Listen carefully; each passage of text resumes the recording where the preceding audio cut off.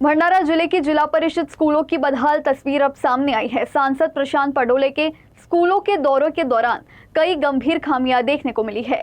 कहीं जर्जर और टपकती छतें हैं तो वहीं विद्यार्थियों को मिलने वाले भोजन की गुणवत्ता पर सवाल उठ रहे हैं। जिले के 50% से ज्यादा स्कूलों की हालत खराब होने का दावा किया जा रहा है।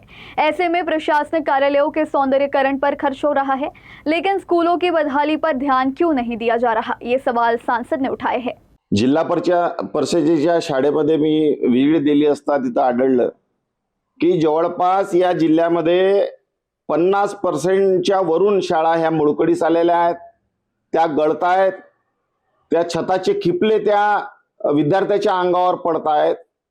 पाऊस आला तो पावसाचं पाणी त्या छतातून गळतायत, अशी परिस्थितीमध्ये ते विद्यार्थी तिथे शिकत आहेत। शोकांकित आहे साहेब, फडणवीस साहेब, आपणास विनंती करतो की एकीकडे अधिकाऱ्यांच्या कार्यालयासाठी कोट्यवधी रुपये आपण खर्च करतात, परंतु शिक्षण बिना काही डेव्हलपमेंट इथं होऊ शकत नाही। त्या शिक्षण व्यवस्थेवर त्या शाळेकरता एकही रुपया तिथं खर्च झाला जात नाही, हे शोकेची बाब आहे।